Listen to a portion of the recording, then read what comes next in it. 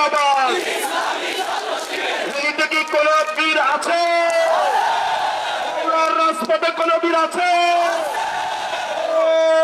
সেই বীর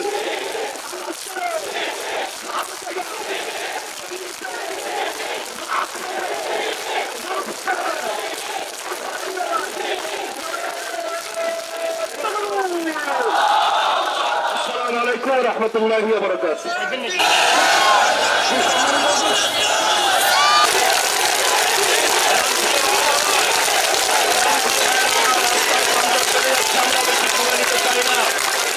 আমি একটি কথা শুধু বলতে চাই,